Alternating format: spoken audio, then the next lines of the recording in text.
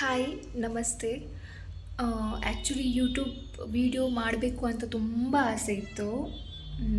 ಸುಮಾರು ವರ್ಷಗಳ ಆಸೆ, ಕನಸು.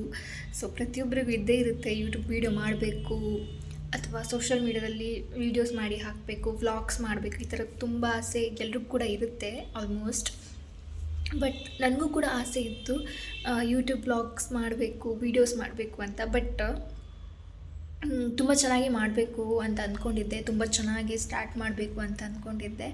ಬಟ್ ಇವತ್ತು ಕರೆಕ್ಟ್ ಸಿಚುವೇಶನ್ ಬಂದಿದೆ ನನಗೆ ಯೂಟ್ಯೂಬ್ ವೀಡಿಯೋ ಮಾಡೋಕ್ಕೆ. ಯಾಕಂದರೆ ಇವತ್ತು ನಾನು ಯೂಟ್ಯೂಬ್ ಬ್ಲಾಗ್ ಸ್ಟಾರ್ಟ್ ಮಾಡ್ತೀನಿ ಅಂತ ಅಂದ್ಕೊಂಡೇ ಇರಲಿಲ್ಲ, ಸಿಚುವೇಶನ್ಸ್ ಬಂತು. ಸೊ ಅದಕ್ಕೋಸ್ಕರ ಮಾಡ್ತಿದ್ದೀನಿ. ಆ್ಯಕ್ಚುಲಿ ಫಸ್ಟ್ ವ್ಲಾಗಲ್ಲಿ ಒಂದು ಯೂಸ್ಫುಲ್ ಟಿಪ್ಸ್ ಹೇಳ್ತೀನಿ ನಿಮಗೆಲ್ಲ.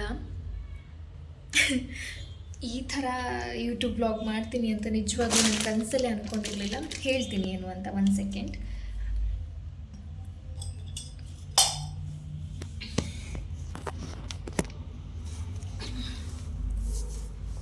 ಆ್ಯಕ್ಚುಲಿ ಏನಪ್ಪ ಅಂತಂದರೆ, ಇವಾಗ ಮನೆಯಲ್ಲಿ ನೀವು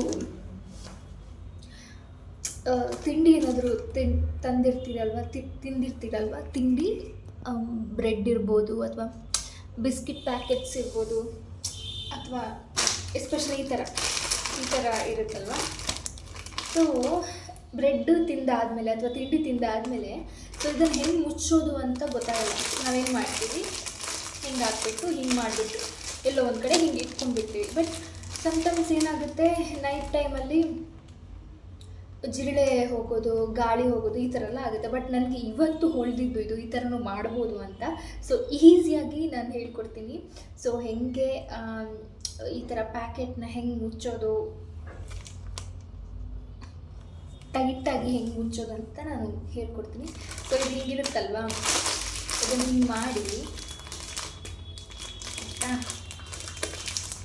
ಹಿಂಗೆ ಮಾಡಿ ಇದಿರುತ್ತಲ್ವ, ಇದನ್ನು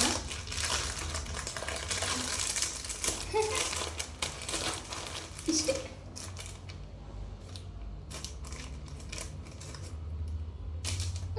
ಮುಗೀತು.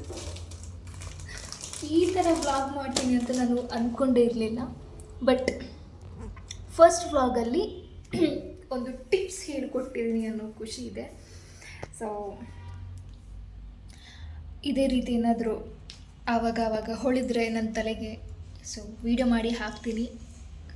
ಸಪೋರ್ಟ್ ಮಾಡಿ, ಸಬ್ಸ್ಕ್ರೈಬ್ ಮಾಡಿ ನನ್ನ ಯೂಟ್ಯೂಬ್ ಚಾನಲನ್ನು. Thank you.